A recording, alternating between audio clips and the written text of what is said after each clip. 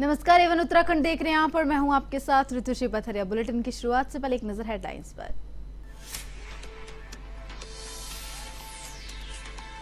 कांग्रेस ने की मंगलौर घटना की जांच की मांग, मुख्य निर्वाचन अधिकारी को दिया ज्ञापन, दोषियों के खिलाफ सख्त कार्रवाई की मांग।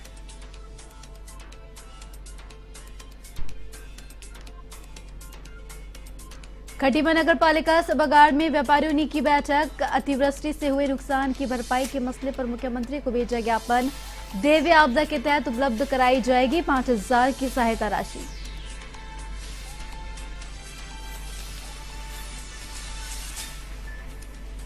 उधम सिंह नगर जिले के कई गांव बाढ़ की चपेट में, पीड़ितों को राहत सामग्री पैकेट वितरित, स्वास्थ्य विभाग की टीम भी कर रही मदद।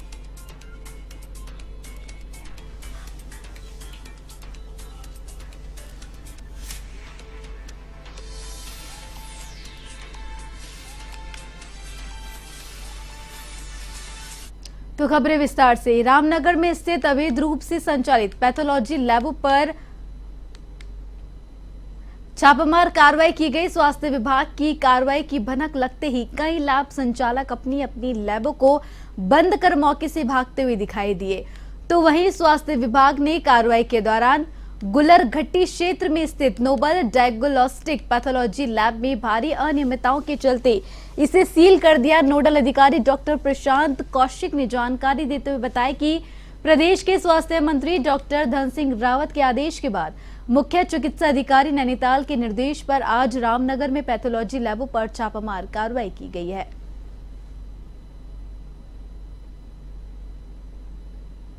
ये माननीय स्वास्थ्य मंत्री उत्तराखंड सरकार द्वारा आदेशित किया गया था कि उत्तराखंड में संचालित सभी पैथोलॉजिकल लैब जो हैं उनका निरीक्षण करके आख्या दी जाए। और इसी के क्रम में सीएमओ नैनीताल के आदेशों के अनुपालन में आज रामनगर में विभिन्न पैथोलॉजी लैबों का औचक निरीक्षण किया गया, जिसमें 3 लैब में खामियां पाई गई थीं, जिनके ऊपर क्रमशः 10-10 हज़ार और 5,000 का जुर्माना लगाया गया है। और एक पैथोलॉजी लैब जो है डॉक्टर द्वारा पैथोलॉजी लैब, उसमें सभी प्रमाण पत्र सही पाए गए हैं।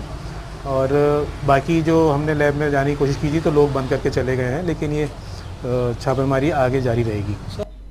दिवंगत केदारनाथ विधायक शीला रानी रावत की शव यात्रा में लोगों की भीड़ उमड़ी।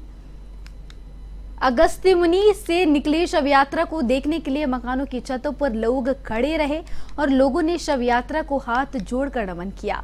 इस दौरान वाहनों का लंबा काफिला रहा। शव यात्रा में विभिन्न संगठनों के लोगों ने भाग लिया। आज सुबह दिवंगत विधायक के शव को अगस्त्यमुनि खेल मैदान के एक पंडाल में रखा गया, जहां पहुंचे हजारों लोगों ने दिवंगत विधायक को भावभीनी श्रद्धांजलि अर्पित की।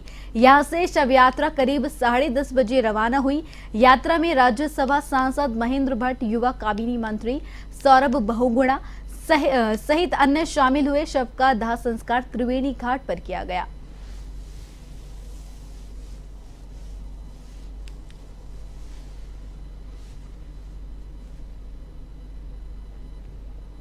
शीला रानी रावत जी 2 टाइम की केदारनाथ विधायक, जिला पंचायत अध्यक्ष, क्षेत्र पंचायत सदस्य और हमारे परिवार की बहुत ही उनसे घनिष्ठ रिश्ते रहे हैं। दुखद घटना है कि उनका ऐसा स्वर्गवास हुआ है। हमेशा मैंने बोला है कि जितना उनके साथ मुझे समय बिताने का मौका मिला प्रभारी मंत्री के रूप में, हमेशा क्षेत्र की चिंता करती थी, केदारनाथ की चिंता करती थी। देखिए, शीला रानी जी एक प्रभावशाली जनप्रतिनिधि थी। इस क्षेत्र पर उन्होंने को बार प्रतिनिधित्व किया, चाहे जिला पंचायत का विषय हो, बीडीसी से ब्लॉक प्रमुख का विषय हो, जमीन से जुड़ी हुई कार्यकर्ता थी। और आज उनकी शव यात्रा में जिस प्रकार से पूरा हुजूम पूरे क्षेत्र से निकला, मैं जानता हूँ कि वो सबके दिलों में राज करती थी। उत्तराखंड में विधानसभा की 2 सीटों पर हुए चुनाव में धांधली का आरोप लगाया गया है। मंगलौर और बद्रीनाथ विधानसभा सीट पर बुधवार को वोट डाले गए थे। कांग्रेस के प्रदेश अध्यक्ष करण मेहरा ने कहा कि उपचुनाव में मंगलौर में पुलिस ने बीजेपी के एजेंट के रूप में काम किया है। साथ ही उन्होंने कहा कि कई बूथों पर हरियाणा नंबर की गाड़ियां घूमती रही और लोगों को वोट देने से भी रोका गया। उन्होंने कहा कि इस तरह की घटना किसी भी प्रदेश के लिए ठीक नहीं है। वहीं कांग्रेस अध्यक्ष ने बकायदा वीडियो जारी कर भारतीय जनता पार्टी संगठन और प्रदेश सरकार दोनों को कटघरे में खड़ा किया। सब लोग जानते हैं कि हरियाणा की गाड़ियां किसके लिए आई। ये सब लोग जानते हैं कि जिस लड़के ने गोली चलाई वो किससे ताल्लुक रखता है, और ये सब जानते हैं कि शिकायतों के बावजूद भी पुलिस ने कोई कार्रवाई नहीं करी। शायरा बानो के संघर्ष के सफर का फायदा मुस्लिम समुदाय की पीड़ित महिलाओं को अब मिलेगा। मुस्लिम महिलाएं अपने पति से गुजार बसर के लिए भत्ते की मांग कर सकती है। इसको लेकर सुप्रीम कोर्ट ने फैसला सुनाया है। उत्तराखंड राज्य महिला आयोग की उपाध्यक्ष शायरा बानो ने सुप्रीम कोर्ट के फैसले का स्वागत करते हुए खुशी जाहिर की है। शायरा बानो ने अपनी 3 तलाक को लेकर साल 2016 में सुप्रीम कोर्ट का दरवाजा खटखटाते हुए रिट दायर की थी, जिस पर सुप्रीम कोर्ट ने साल 2017 में उनके पक्ष में फैसला सुनाया। इसके बाद साल 2018 में 3 तलाक को लेकर कानून बना और तलाक देने वालों पर मुकदमा दर्ज करके जेल भेजने का प्रावधान भी बनाया गया। शायरा बानो ने बताया कि सीआरपीसी की धारा 125 के तहत मुस्लिम तलाकशुदा महिलाएं भी अपने पति से गुजारा भत्ता मांग सकती है। इससे देश की मुस्लिम महिलाओं को हक और अधिकार उन्हें मिल सकेगा। अब मुस्लिम महिलाओं के साथ अन्याय नहीं होगा। उन्होंने मुझे स्पीड पोस्ट द्वारा 3 तलाक दिया था और उसका कोई भी कारण नहीं था, और क्या कहते हैं, उन्होंने अपनी जो है उनका ही डिसीजन था और उन्होंने 3 तलाक दिया था। पति प्रॉपर्टी डीलर थे। उसमें मेरे परिवार वालों ने सपोर्ट किया और मैंने सुप्रीम कोर्ट में अपना 3 तलाक का जो मुझे 3 तलाक दी थी उसके लिए याचिका डाली और उसमें मुझे न्याय भी मिला। और ये जो 3 तलाक का जो डिसीज़न आया है और सुप्रीम कोर्ट ने दिया है, उससे बहुत ही मुस्लिम महिलाओं को बेनिफिट मिला है। लोकसभा चुनाव संपन्न होने के साथ ही बीजेपी अब अपने कार्यक्रमों की रूपरेखा तैयार कर रही है, जिसको लेकर आगामी 14-15 तारीख को राजधानी देहरादून में भाजपा द्वारा प्रदेश के सभी पदाधिकारियों की बैठक का आयोजन किया गया है। प्रदेश मीडिया प्रभारी मनवीर सिंह चौहान ने बताया कि इस बैठक में पूरे प्रदेश भर से 1200 से अधिक पदाधिकारी शिरकत करने वाले हैं।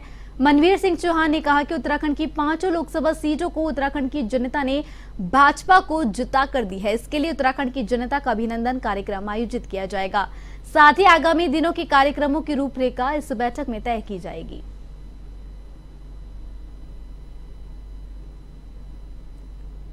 पूरे प्रदेश भर की एक बहुत बड़ी बैठक देहरादून में 14-15 जुलाई को होने वाली है और जिसमें करीब हमारे 1200 से भी अधिक पदाधिकारी शिरकत करने वाले हैं। और भारतीय जनता पार्टी के द्वारा लोकसभा चुनाव के बाद मतदाता अभिनंदन का कार्यक्रम आयोजित होना है। जिन मतदाताओं ने नरेंद्र भाई मोदी जी को तीसरी बार प्रधानमंत्री बनाने के लिए मतों का प्रयोग किया, उसके लिए धन्यवाद। पूरे उत्तराखंड की जिस प्रकार से 5 सीटें हमने जीती, उसका सबसे पहले धन्यवाद किया जाएगा।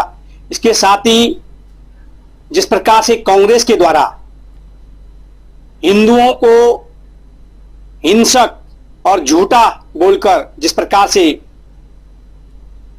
अपमान किया गया पूरे हिंदू समाज का, उसके लिए भी एक निंदा प्रस्ताव के रूप में भारतीय जनता पार्टी उत्तराखंड के लाल कुआं में मानसून सीजन के दौरान वन विभाग ने एक अच्छी पहल की है, जिसमें नेशनल हाईवे 109 के किनारे 700 पेड़ लगाने की योजना पर काम किया जा रहा है। योजना के तहत गुरुवार को लाल कुआं विधायक मोहन सिंह बिष्ट ने पौधारोपण कर कार्यक्रम का शुभारंभ किया। इस अवसर पर उन्होंने बताया कि पौधारोपण के साथ साथ उसकी उचित देखरेख भी जरूरी है। वहीं तराई केंद्रीय वन विभाग के डीएफओ उमेश चंद्र तिवारी ने कहा कि नेशनल हाईवे 109 के चौड़ीकरण के दौरान जो पेड़ काटे गए थे उनकी क्षतिपूर्ति के लिए यहां 700 पेड़ लगाए जा रहे हैं।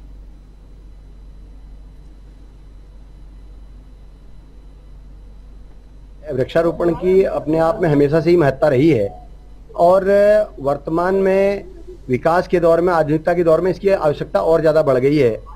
तो हम सब लोगों को चाहिए कि अपने जीवन में कुछ वृक्षों का रोपण अवश्य करें, न केवल रोपण करें बल्कि उनको बड़ा करने में भी उनकी देखभाल भी करें। इसी क्रम में आज वन विभाग द्वारा यहाँ पर वृक्षारोपण का कार्यक्रम आयोजित किया गया, ये जब NH-87 का निर्माण हुआ था तो निर्माण के दौरान क्योंकि सड़क चौड़ी हुई थी तो काफी संख्या में वृक्ष काटे गए थे। तो आज जो ये वनीकरण हम देख रहे हैं इसमें हम नगला चौराहे से लेकर लालकुआं के मध्य 700 पौधों का वनीकरण यहाँ पर कर रहे हैं। इसके अलावा फिर लालकुआं से हल्द्वानी की तरफ भी हम लोग पौधे लगाएंगे। तो ये सारे के सारे पौधे उस क्षतिपूर्ति के लिए हैं जो कि वृक्ष हमने इस मार्ग के निर्माण में। और शहीदों की याद में शिक्षा विकास समिति की ओर से जम्मू कश्मीर में शहीद हुए सैनिकों के लिए 2 मिनट का मौन रखकर श्रद्धांजलि दी गई। गुरुवार को दिनेशपुर क्षेत्र के निजी एवं सरकारी विद्यालय के छात्र छात्राओं, समाजसेवी और जनप्रतिनिधियों ने विद्यासागर स्कूल मुख्य मार्ग से जुलूस के साथ मुख्य चौराहा पर सुभाष चंद्र बोस मूर्ति के पास पहुंचे, जहां 2 मिनट का मौन रखकर सभी शहीदों को श्रद्धांजलि दी गई। इस दौरान स्थानीय लोगों ने कहा कि पाकिस्तान सरकार और आतंकवादियों में हिम्मत है तो आमने सामने लड़ाई करे।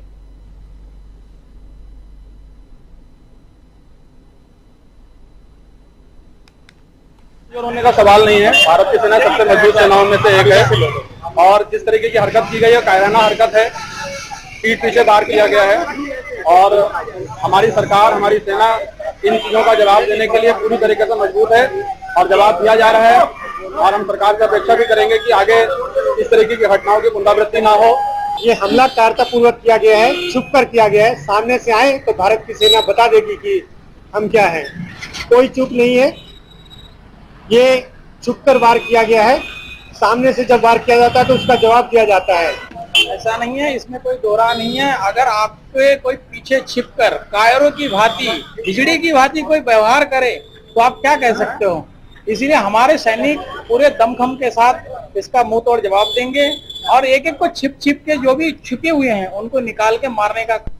उत्तराखंड की 2 विधानसभा सीट मंगलौर और बद्रीनाथ में चुनाव संपन्न हो गए हैं। मंगलौर विधानसभा के उपचुनाव में 68.24% मतदान हुआ और बद्रीनाथ सीट पर 51.43% मतदान हुआ है।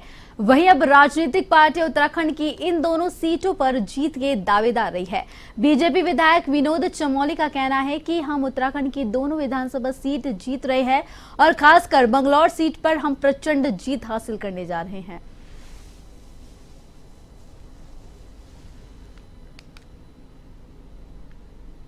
दोनों चुनाव संपन्न हुए, जो सूचनाएं हमारे पास है तो भारतीय जनता पार्टी दोनों सीटों को जीतने की स्थिति में है। बद्रीनाथ सीट तो हम जीत ही रहे हैं, लेकिन मैंगलोर एक ऐसी सीट थी जिसमें प्रतिस्पर्धा ज्यादा थी और वो भी कल शाम आते आते भारतीय जनता पार्टी के पक्ष में मतदान हुआ है। और आप देख रहे हैं कि तमाम मीडिया और तमाम माध्यम से कांग्रेस मांग करे कि पुनः मतदान कराया जाए, तो उससे लग रहा है कि मैंगलोर सीट भी हमारी ठीक गई है। तो एसओजी देहात प्रभारी से ट्रांसफर होकर आए नए कोतवाल राजेंद्र सिंह खोलिया चार्ज संभालने के बाद एक्शन में दिखाई दे रहे हैं। उन्होंने बैठकर अधीनस्थ पुलिस अधिकारियों और शराब को मादक पदार्थों की तस्करी पर पूर्ण रोक लगाने के निर्देश दिए हैं। ड्यूटी में किसी भी प्रकार की लापरवाही नहीं करने की भी हिदायत दी गई है। राजेंद्र सिंह खोलिया ने अपनी प्राथमिकताओं को गिनाया। उन्होंने बताया कि शहर की हर परिस्थिति से वह वाकिफ है। शहर में अतिक्रमण साफ करने से लेकर ट्रैफिक व्यवस्था को सुधारने उनकी प्राथमिकता में शामिल है।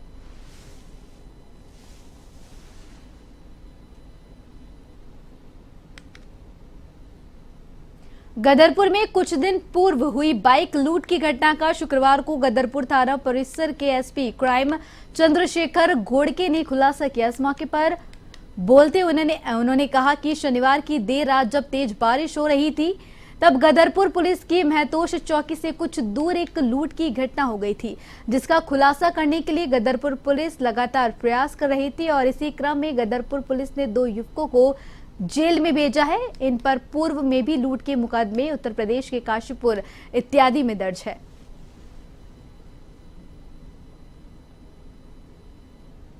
लगभग 400 से भी ज्यादा कैमरे खंगालकर टेक्निकल डिटेल तथा मैनुअल मुखबिरी की सहायता लेकर एक बहुत ही अच्छी सफलता प्राप्त की है। दिनांक 10 जुलाई को 2 अभियुक्त अमनदीप सिंह और जसविंदर सिंह, इनको हमने गिरफ्तार किया है। इसमें जसविंदर सिंह जो है, इसका पूर्व आपराधिक इतिहास रहा है। गदरपुर, रामपुर, बरेली, इन जगहों पे, इन जनपदों में इस पे लूट तथा अन्य संगीन धाराओं के मुकदमे भी पंजीकृत हैं। और इनके द्वारा जो घटना में प्रयुक्त तमंचा, 12 बोर और एक जिंदा कारतूस हमने बरामद किया है। लूटी गई मोटरसाइकिल तथा लूट में जो प्रयुक्त की गई थी, घटना में प्रयुक्त मोटरसाइकिल भी हमने बरामद की है। इसके अलावा थाना फतेहगंज बरेली में 15 जून को जसविंदर द्वारा एक लूट की घटना को, पिकअप लूट की घटना को अंजाम दिया था। उसमें जो लूटा गया मोबाइल है वो भी हमने इसमें बरामद किया है, रेडमी कंपनी का। तो एक बहुत ही अच्छी खुलासा थाना गदरपुर की टीम द्वारा किया गया है। चुनाव के दौरान मंगलौर में हुए हंगामे को लेकर कांग्रेस ने मुख्य निर्वाचन अधिकारी को ज्ञापन सौंपा है। कांग्रेस के प्रदेश उपाध्यक्ष मथुरा दत्त जोशी ने कहा कि मंगलौर में हुई घटना के संबंध में उन्होंने मुख्य निर्वाचन अधिकारी को ज्ञापन सौंपा है। कांग्रेस ने मांग की है कि इस पूरे मामले की जांच होनी चाहिए और जो भी इसमें दोषी है उसके ऊपर सख्त से सख्त कार्रवाई की जानी चाहिए।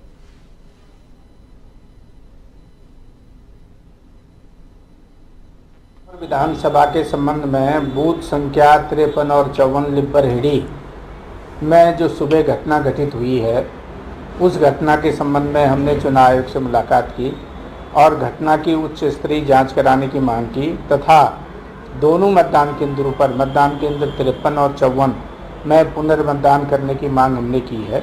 और जो भी उसमें अधिकारी कर्मचारी घटना को अंजाम देने के लिए दोषी हैं, चाहे वो राजनीतिक दलों के लोग हैं, उनके खिलाफ भी मुकदमा होना चाहिए, उनके खिलाफ भी कार्रवाई होनी चाहिए। मंगलौर के लिब्बरहेड़ी में हुई घटना को लेकर भाजपा कांग्रेस एक दूसरे पर आरोप लगा रहे हैं।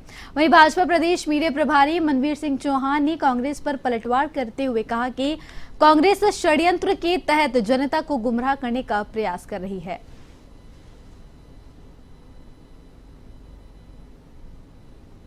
कांग्रेस ने साफ साफ हार की बौखलाहट दिखाई दे रही है। देखिए, चुनाव जो दोनों विधानसभा में चल रहा है, बद्रीनाथ और मंगलौर विधानसभा में, वहां पर निष्पक्ष चुनाव कराना चुनाव आयोग का काम है और वहां के जिला प्रशासन का काम है। और मुझे लगता है चुनाव आयोग के द्वारा और जिला प्रशासन के द्वारा निष्पक्ष रूप से चुनाव वहां पर हो, उसके लिए कार्रवाई करना भी सुनिश्चित है। लेकिन जिस तरह से कुछ उपद्रवी तत्व विपक्ष के द्वारा एक षड्यंत्र के तहत लोगों को उनको प्रायोजित किया जा रहा है और जानबूझ करके वहां के प्रशासन के खिलाफ या सरकार। उधम सिंह नगर के खटीमा नगर पालिका सभागार में व्यापारी और जनता के साथ एक बैठक का आयोजन किया गया। इसमें उप जिला अधिकारी रविंद्र सिंह बिष्ट, तहसीलदार हिमांशु जोशी और ईओ दीपक शुक्ला भी उपस्थित थे। इसकी अध्यक्षता भाजपा प्रदेश कार्यकारिणी सदस्य रमेश चंद्र जोशी ने की। बैठक में अतिवृष्टि से व्यापारियों के हुए नुकसान पर चर्चा की गई।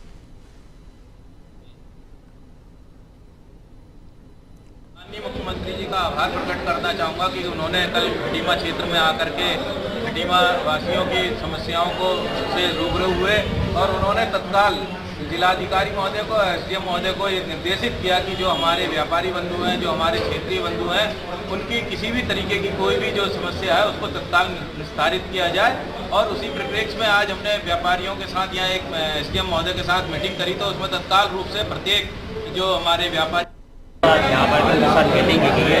कल माननीय मुख्यमंत्री का दौरा था और उन्होंने जिलाधिकारी महोदय और सारे अधिकारी को निर्देश दिए थे कि यहाँ पर जितना भी जिसका नुकसान है उसका एक सर्वे कर लिया जाए। लिहाजा यहाँ पर हम डोर टू डोर हर घरों में जाकर, हर दुकान में जाकर हमारी राजस्व मिनिस्टर की टीम वहाँ पर रिपोर्ट तैयार करेगी और जो इमीडिएट रिलीफ है, जो हमारे आपदा मद में अनुमन्य है, उसको तत्काल प्रदान किया जाएगा। उसके अलावा उधम सिंह नगर के खटीमा में भाजपा कार्यकर्ताओं के शिष्टमंडल ने खटीमा उपजिलाधिकारी रविंद्र सिंह बिष्ट से मुलाकात की।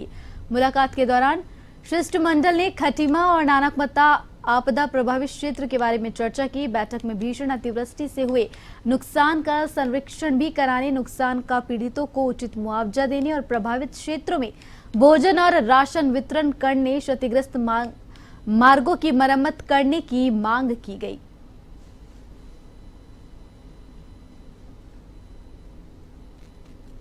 कुछ न कुछ रिलीफ तात्कालिक मिल जाए, जो माननीय मुख्यमंत्री जी का आदेश है, उसी क्रम में उनके सहयोग के लिए हम लोग सब मिले। एसडीएम साहब ने तत्काल जो है यहाँ अपनी पूरी टीम को, सारे पटवारियों को, जिले में से अतिरिक्त 12 पटवारियों को भी बुला करके आंकलन कराने के लिए कहा गया है। हम उम्मीद कर रहे हैं कि तत्काल सबको राहत मिलेगी। माननीय उपजिलाधिकारी महोदय से शिष्टमंडल ने एक मांग की कि पूरा खटीमा नानकमत्ता क्षेत्र आपदाग्रस्त क्षेत्र है, हर घर में पानी घुसा हुआ है और जो है इनको यथाशीघ्र उचित मुआवजा और भोजन की इनकी व्यवस्था की जाए। तो एसडीएम साहब ने कहना है कि आज दोपहर से जो है पटवारी सर्वे करेंगे। भोजन की व्यवस्था एसडीएम साहब के प्रशासन के माध्यम से यहाँ पे की जा रही है। हर घर में से जो कोई गरीब हो अमीर हो जिसको भी नुकसान हुआ है उसको जो है कि सरकार की ओर से उचित 3-4 दिन से यहाँ पर काफ़ी अतिवृष्टि हुई जिससे काफ़ी यहाँ पर नुकसान हुआ, जलभराव की स्थिति पैदा हो गई थी। माननीय मुख्यमंत्री जी का कल यहाँ दौरा था, कमिश्नर साहब भी आए तो जिलाधिकारी महोदय भी यहाँ पर थे, सारे लोग बड़े बड़े अधिकारी यहाँ पर मौजूद थे। आज ये लोग डिमांड कर रहे हैं कि यहाँ पर एक सर्वे किया जाए। जिलाधिकारी महोदय के निर्देश है कि यहाँ पर कॉम्प्रिहेंसिव सर्वे हमारे राजस्व। उत्तराखंड के लालकुआं में मानसून सीजन के दौरान वन विभाग ने एक अच्छी पहल की है, जिसमें नेशनल हाईवे 109 के किनारे 700 पेड़ लगाने की योजना पर काम किया जा रहा है। योजना के तहत गुरुवार को लालकुआं विधायक मोहन सिंह बिष्ट ने पौधारोपण कर कार्यक्रम का शुभारंभ किया। इस अवसर पर उन्होंने बताया कि पौधारोपण के साथ उसकी उचित देखरेख भी जरूरी है। वहीं तराई केंद्रीय वन विभाग के डीएफओ उमेश चंद्र तिवारी ने कहा कि नेशनल हाईवे 109 के चौड़ीकरण के दौरान जो पेड़ काटे गए थे उनकी क्षतिपूर्ति के लिए यहां 700 पेड़ लगाए जा रहे हैं।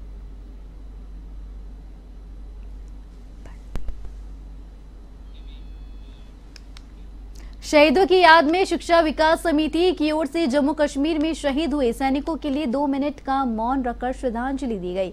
गुरुवार को दिनेशपुर क्षेत्र के निजी एवं सरकारी विद्यालय के छात्र छात्राओं, समाज सेवी और जनप्रतिनिधियों ने विद्यासागर स्कूल मुख्य मार्ग से जुलूस के साथ मुख्य चौराहा सुभाष चंद्र बोस मूर्ति के पास पहुंचे, जहां 2 मिनट का मौन रखकर सभी शहीदों को श्रद्धांजलि दी गई।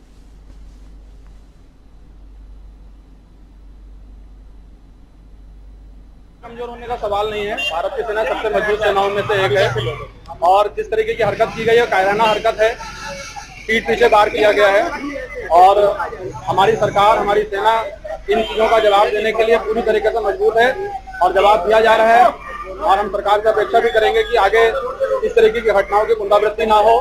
ये हमला कायरतापूर्वक किया गया है, छुप कर किया गया है। सामने से आए तो भारत की सेना बता देगी कि हम क्या हैं।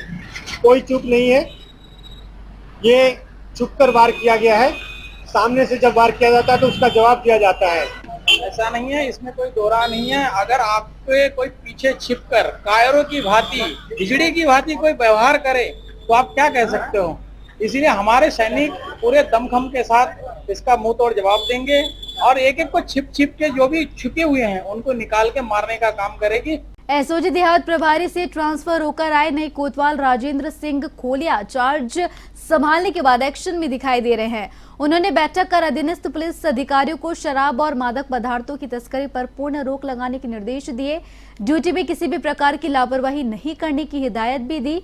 राजेंद्र सिंह खोलिया ने अपनी प्राथमिकताओं को गिनाया। उन्होंने बताया कि शहर की हर परिस्थिति से वह वाकिफ है। शहर में अतिक्रमण साफ करने से लेकर ट्रैफिक व्यवस्था को सुधारने उनकी प्राथमिकता में शामिल है।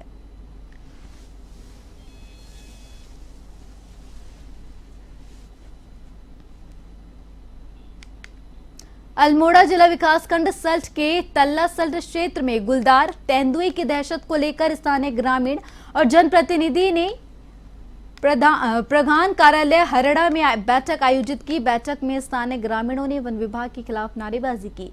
बैठक में वक्ताओं ने कहा कि तल्ला सल्ट क्षेत्र में गुलदार तेंदुआ विगत माह क्षेत्र में 6 लोगों पर हमला कर चुका है। बीते 2 जुलाई को लुहेड़ा निवासी लीला देवी पर गुलदार ने हमला किया। इससे पहले एक बाइक सवार पर भी हमला किया गया था। इसी प्रकार लुहेड़ा गांव में बीती 9 जुलाई को नितिन कोटिया के घर में दिन दहाड़े गुलदार पहुंच गया था, जिससे स्कूली बच्चों और ग्रामीणों में दहशत व्याप्त है।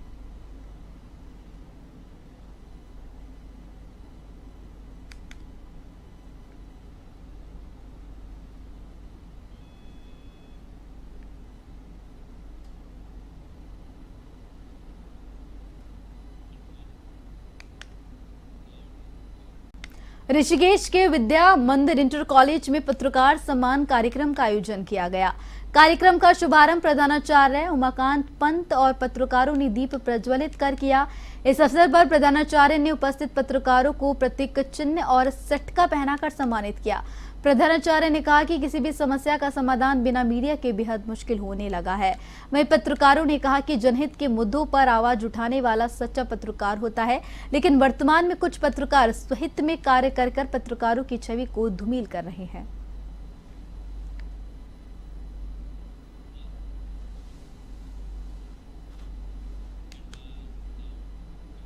उत्तराखंड में लालकुआं के अंबेडकर नगर वार्ड नंबर 1 के रहवासियों की प्यास बुझाने के लिए निर्माणाधीन ओवरहेड टैंक प्रारंभिक दौर में ही विवाद और भ्रष्टाचार की भेंट चढ़ने लगा है।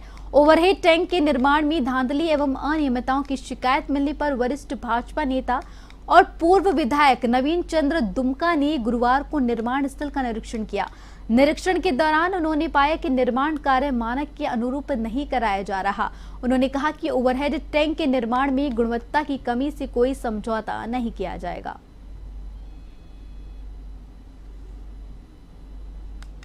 इस्पात फैक्ट्री में भट्टी के पास काम कर रहे 5 मजदूरों पर गर्म तरल पदार्थ गिरने से झुलस गए।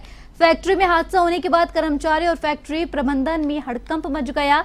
वहीं आनन फानन में फैक्ट्री प्रबंधन ने घायलों को उपचार के लिए निजी अस्पताल ले जाया, जहां घायलों का उपचार किया जा रहा है। इस दौरान उत्तरांचल इस्पात फैक्ट्री के उप प्रबंधक विनय चौधरी ने बताया कि गर्म भट्टी में अचानक गीली धातु गिरने से भट्टी से तरल पदार्थ कर्मचारियों पर गिरा, जिसमें 5 कर्मचारी झुलस गए। घायल हैं, 2 का थोड़ा पीठ पे लगा है माल छटक के, और 3 नॉर्मल है। कोई ऐसा रूटीन है, इसमें कोई बहुत बड़ी दुर्घटना नहीं कहेंगे। गर्म भट्टी थी, कुछ गीला कोई पीस उसमें चला गया, मिस हैंडलिंग गई है, ऊपर से गिरा। उसके बाद भट्टी छिलकी तो माल के छिटे लोगों पे आए। तुरंत हमने अपनी एम्बुलेंस के द्वारा उसको हॉस्पिटल में ट्रांसफ़र कर दिया। खतरे वाली कोई बात नहीं है। अगर कुछ ऐसा होता है तो आपको अवगत कराया जाएगा। फिलहाल कोई चीज़ ऐसी खतरे वाली नहीं है। उपचार के लिए निकटतम जो भी बेस्ट हॉस्पिटल है, देखिए बताएंगे मेरे HR हॉस्पिटल, HR वाले जो, क्योंकि जो HR मैनेजर है वो साथ में है। किसी भी अच्छे हॉस्पिटल लेके गए या सिविल हॉस्पिटल लेके गए होंगे, तो बाकी और सब ठीक है। आप पर बिल्कुल ठीक है, कोई दिक्कत। खनन व्यापारी दीपक सिंह उर्फ बिट्टल को गोली मारे जाने के मामले में पत्नी की शिकायत पर मुकदमा दर्ज किया गया। आपको बता दें, बीते सोमवार को देर रात खनन व्यापारी दीपक सिंह उर्फ बिट्टल को उसी के रिश्तेदार द्वारा गोली मारने का मामला प्रकाश में आया था। गोली लगने से घायल हुए खनन कारोबारी का बरेली के एक निजी अस्पताल में इलाज चल रहा है। टनकपुर पुलिस क्षेत्राधिकारी के अनुसार आरोपी जल्द ही पुलिस की गिरफ्त में होगा।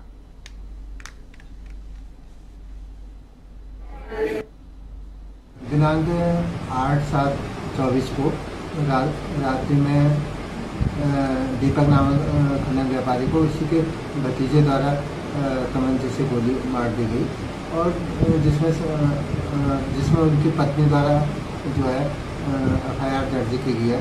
इसमें धारा 109, 351 का 4 का 49 BNS की धारा लगी हुई है, और जिसमें इस समय जो